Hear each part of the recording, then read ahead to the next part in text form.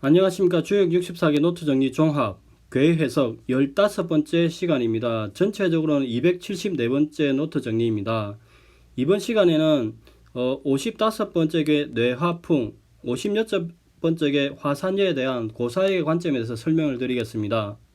계속했듯이 기존의 관점과 다산의 관점을 설명을 하고 난 다음에 고사역과 연결해서 같이 보겠습니다. 한자를 보겠습니다. 풍형 왕격지 무루의일중. 풍은 형통하다. 풍은 형통하니 왕만에 이에 이를 수 있다. 근심하지 않아도 마땅히 해가 중천에 떠 있음이라. 즉 한자 풍은 풍요롭다는 이야기죠. 그래서 뇌화풍은 이렇게 상괴가 뇌이고 합괴가 불화입니다. 즉 상괴는 뇌, 우레, 전진, 장남을 의미한다고 이해합니다. 합괴류는 태양, 밝음, 번개, 기쁨, 가득함을 이야기합니다. 즉 위에는 벼락이 치고 아래는 번개가 치니까 그 밝기가 순간적으로 굉장히 세죠. 그래서 풍이라고 이야기합니다. 근데 이제 모든 게 물극필반, 영어 소식의 관점에서 가득 찬 것이 다시 비워지니 쇠락의 시기를 대비해라 이렇게 이야기합니다.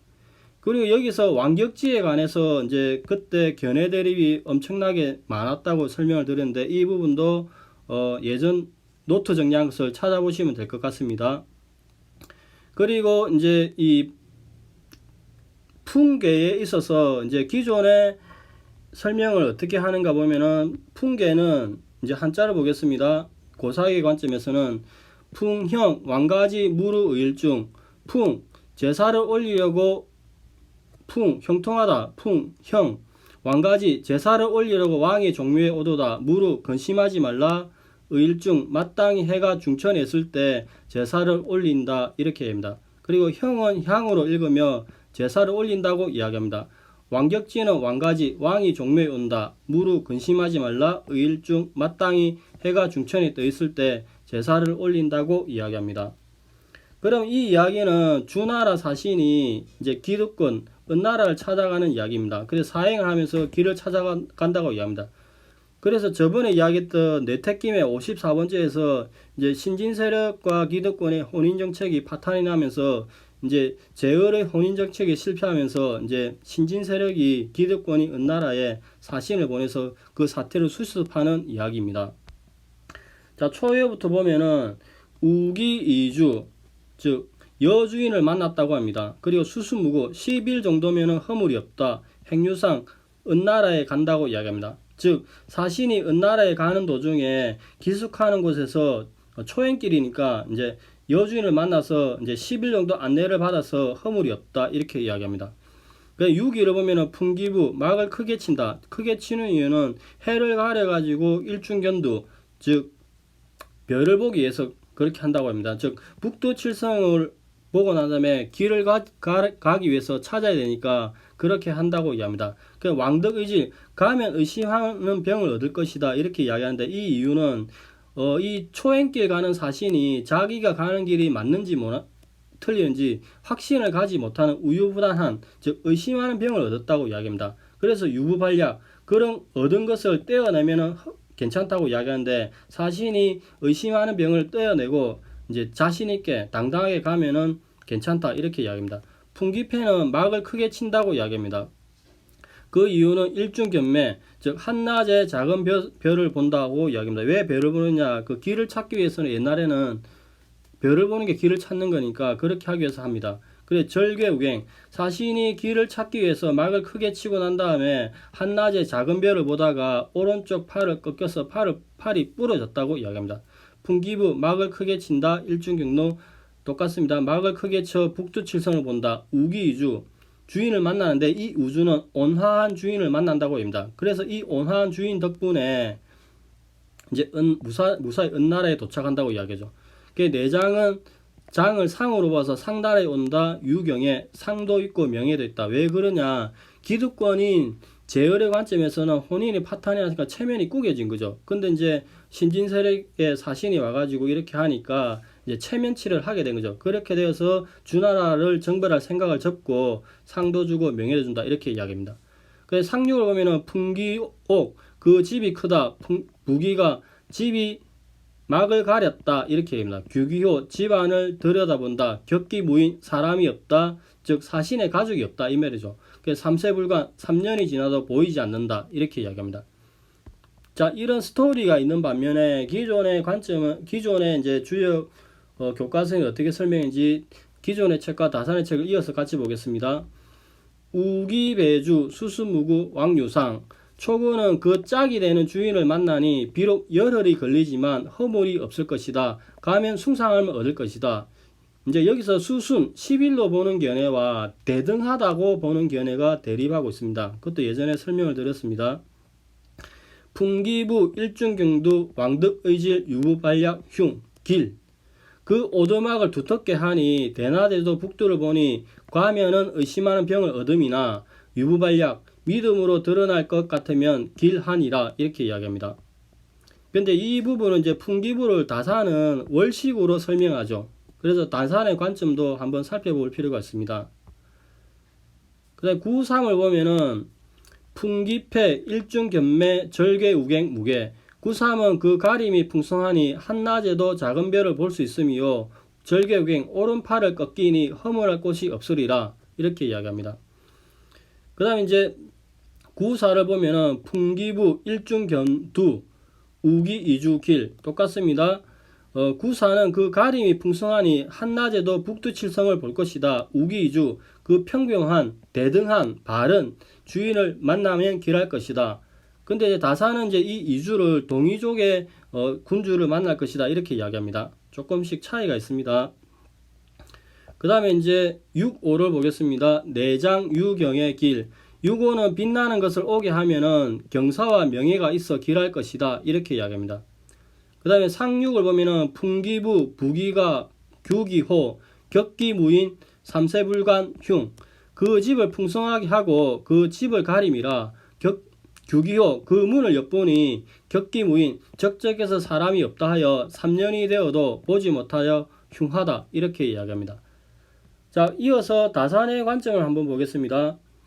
풍형 왕가지 무르일중 풍은 형통함이로다. 왕이 지극한 정성으로 상제를 임하게 할 것이니 근심할 것이 없다. 무릇 대사를 점쳐서 이 괴를 만난 사람은 마땅히 한낮의 시간을 이용해야 한다 이렇게 이야기합니다. 그러면 초유에 관한 다산의 관점에 대한 설명을 보겠습니다.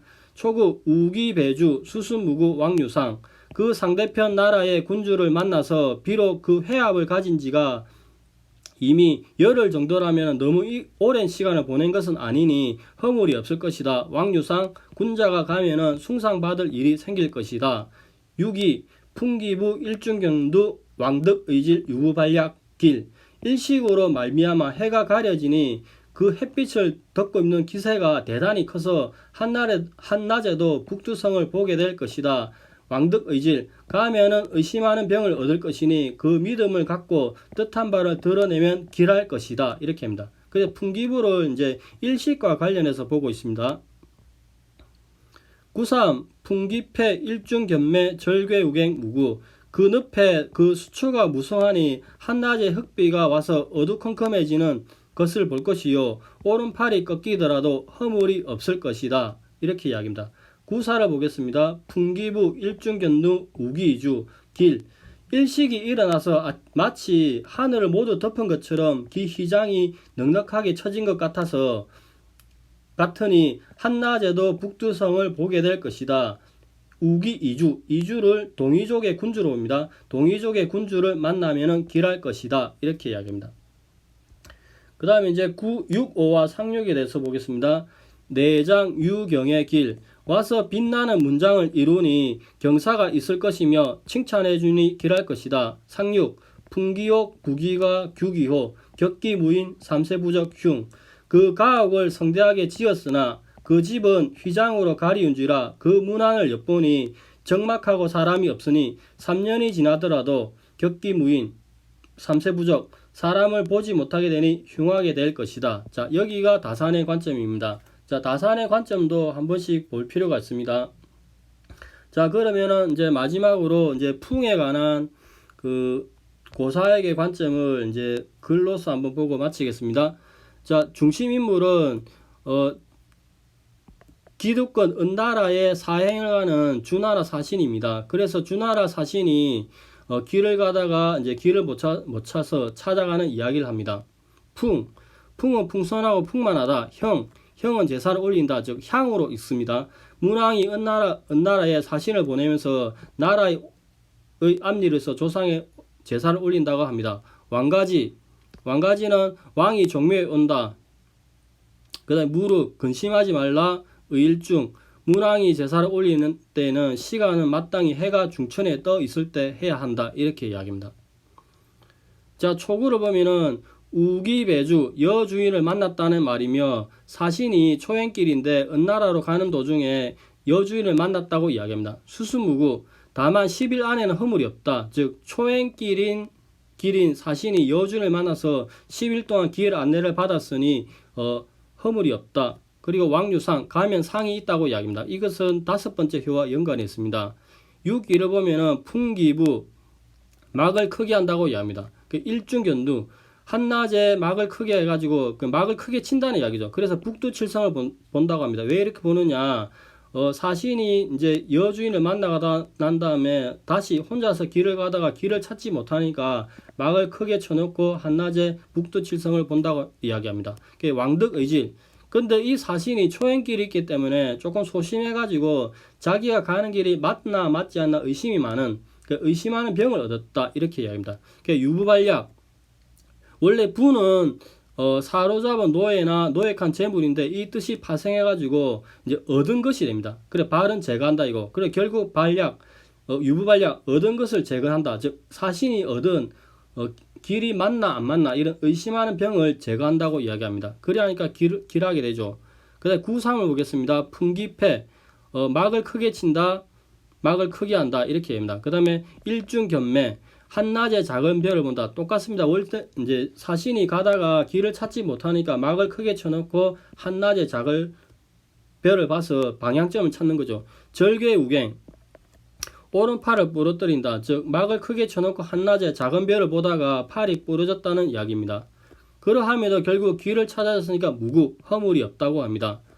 그 풍기부 막을 크게 한다. 일중견두 한낮에 북두칠성을 본다. 즉 막을 치고 크게 북두칠성을 보고 길을 찾으려고 한 행동입니다. 우기이주 여기서 이주는 온화한 주인이라고 이야기합니다.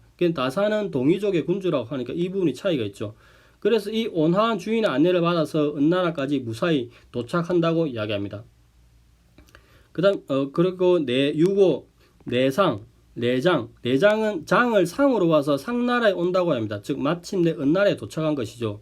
유경에 상도 있고 명예가 있다. 즉 기득권이 제열의 관점에서는 자신의 체면을 세워줬으니까 이제 상과 명예를 주었다. 그리고 은나라를 정벌할 생각을 접었다고 이야기합니다. 상륙을 보겠습니다. 풍기옥 그 가옥의 집이 크게 한다. 그 다음에 부기가 그 집에 막을 친다. 막을 치니까 이제 집안이 가리는 거죠. 그래서 다른 사람이 보지 못합니다. 그 다음에 규기호 격기무인 그 집안을 들여다보니 격기무인 사람이 없어서 텅 비어서 고요하다. 3세 불간흉 3년이 지나도 볼 수 없다. 즉 이 사신이 다시 집으로 고국으로 되돌아오는 중에 길을 찾지 못해서 자신의 집에 되돌아 못하고 그 다음에 결국 집은 텅 비어서 폐가가 되었을 것이라고 추정을 하고 있습니다. 자, 내화풍은 사신이 이제 은나라를 찾아가는 그런 이야기입니다. 다음은 화산녀에 대해서 설명을 드리겠습니다.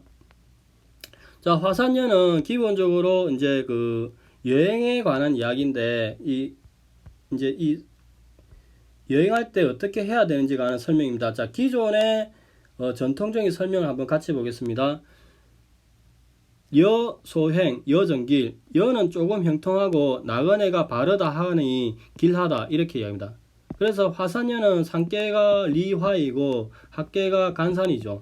그래서 여는 길을 떠도는 나그네의 모습이라고 이야기합니다. 산계 리는 불, 밝음, 예, 비어 있음을 이야기합니다. 불은 의존성이 있죠. 독립적으로 혼자 못하니까 불은 이리저리 붙어서 다니니까 이제 여의 관점을 이야기하는 겁니다. 산은 이제 학계가 간산은 멈춤, 산, 정지, 열매의 상이 있다고 이야기합니다. 그래서 이제 공자가 이 뭐 화산여계를 받았다 해가지고 설명인데 이걸 한번 읽어보시면 예전에 이 정리를 하면서 설명을 드린 적이 있습니다. 그러면 여론으로 이제 미래 예측이 가능한가에 대해서 사람들이 궁금하죠. 결정론과 비결정론의 학설 대립이 있는 상태에서 개인의 의지로서 어떻게 극복을 할 것인가 문제가 있는데 이 부분은 예전에 제가 주역 64기 노트 정리 지택임 세 번째 시간 8분 이하에 정리를 해 놓았으니까 한번 시간이 되신 분은 보시기 바랍니다.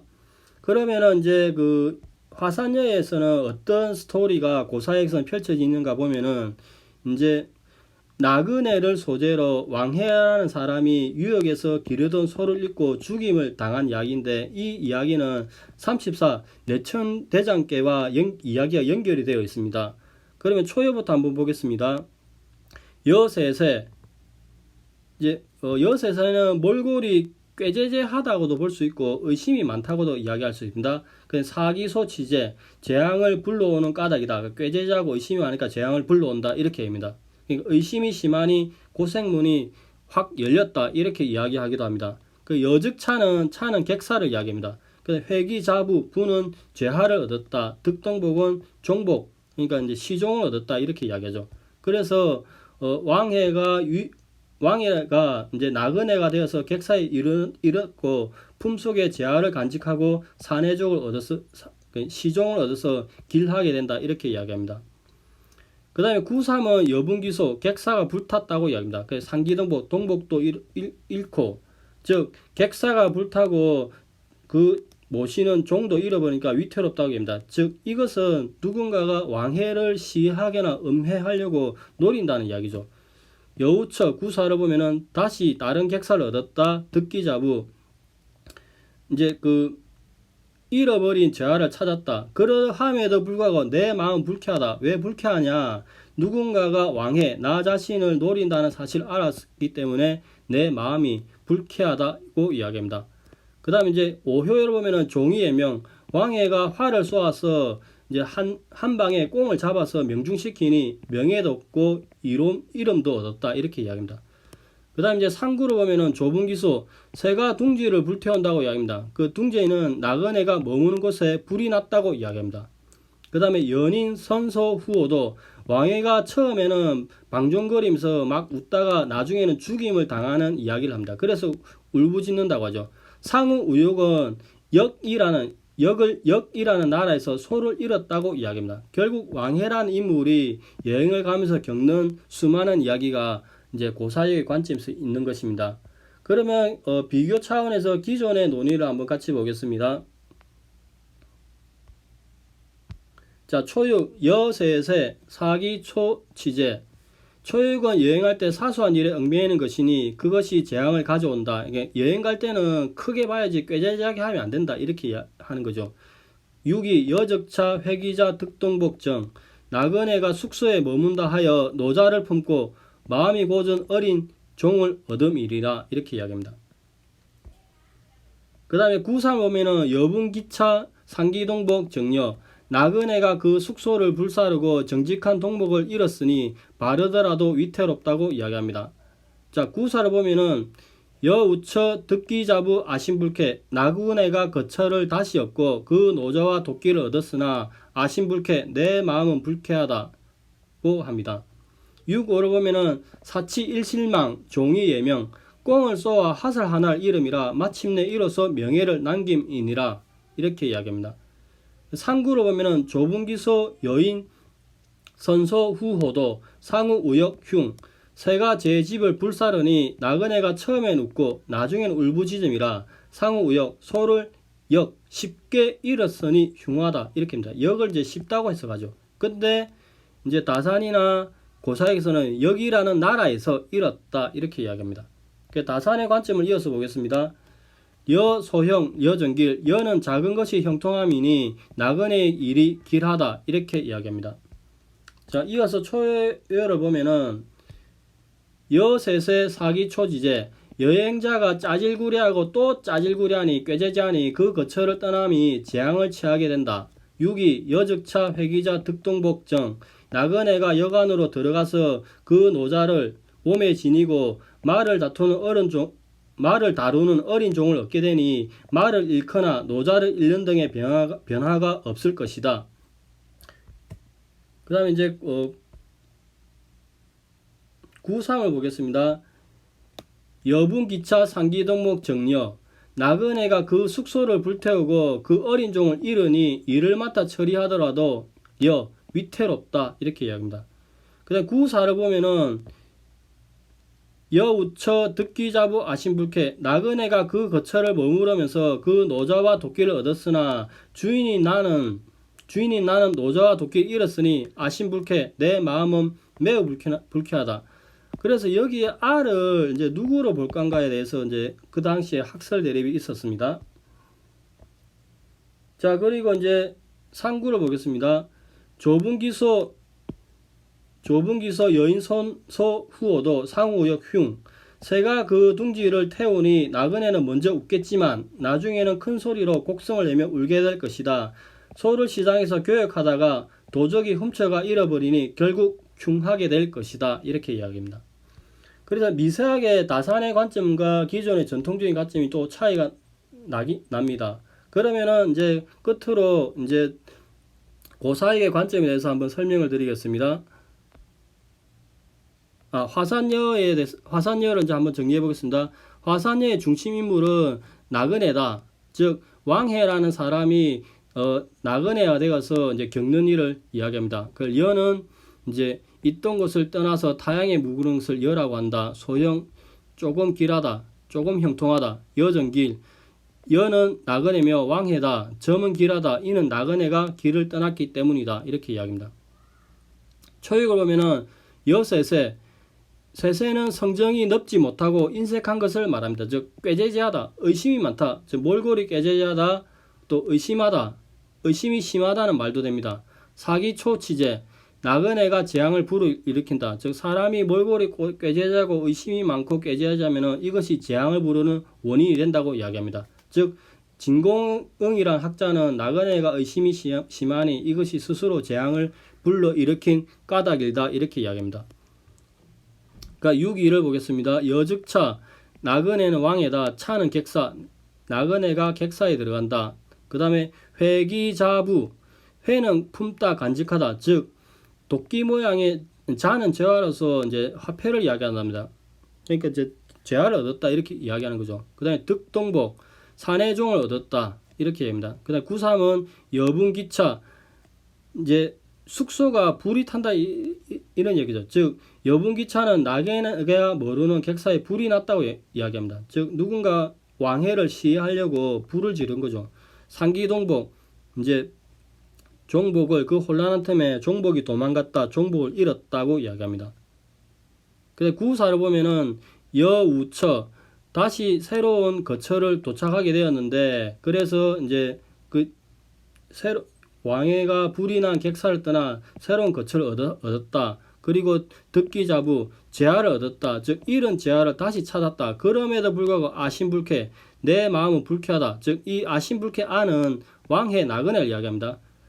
왜 이렇게 불쾌하냐? 어떤 사람이 나를 해치려고 하는 의도가 있었음을 알았으니까 내 마음이 불쾌하다고 이야기합니다. 6.5를 보면은 사치 일실망. 사치는 활을 쏜다고 이야기합니다. 그다음 일시망. 하살 한 방에 꿩을 잡았다 이렇게 이야기합니다. 즉 왕해가 활을 잘 쏘는 사람이라고 하는 거죠. 그다음 종이의 명. 마침내 이름과 명예를 얻었다. 즉 왕해가 한 개의 화살로 쏘아서 단번에 꿩을 명중하여서 꿩을 잡으니 명예도 얻고 이름도 얻었다 이렇게 이야기합니다. 그 다음에 상구는 이제 좁은 기소. 이제 새의 둥지를 불태운다고 이야기인데 이 조는 새는 왕해를 상징하죠. 즉 나그네가 머무는 곳에 불이 났다. 즉 누군가가 왕해를 시해하려고 객사에 불을 지는 거죠. 그 다음 여인 선소 후호도. 나그네가 처음에 먼저 웃다가 즉 왕해가 처음에는 방종하게 즐거워 웃다가 후소 나중에는 울부짖는다. 즉 죽임을 당할 위기에 처해서 울부짖는다고 이야기하죠. 그 다음에 상우우역. 상은 일타. 역은 나라의 이름. 즉 역이라는 나라에서 소를 잃었다는 이야기입니다. 이게 이제 34번 내천대장계와 연결이 되어 있습니다. 그래서 결국 나그네가 유역에서 소를 잃으니 흉한다 이렇게 얘기합니다. 그러니까 전체적으로는 이제 어느 선왕 왕해라는 사람이 유역이라는 나라의 나그네가 되어서 양과 소를 기르는 와중에 이제 방종하고 방탕하게 지내다가 소를 잃고 죽임을 당하는 그런 이야기라고 합니다. 이 이야기는 34번 내천대장과 연결이 되어 있습니다. 자, 오늘은 이제 그 주역 64개 노트 정리 고사에 관한 뇌화풍과 화산에 대해서 설명을 드렸습니다. 자, 다음 시간에는 이제 57, 58번 계에 대해서 설명을 드리겠습니다. 감사합니다. 좋은 하루 보내십시오.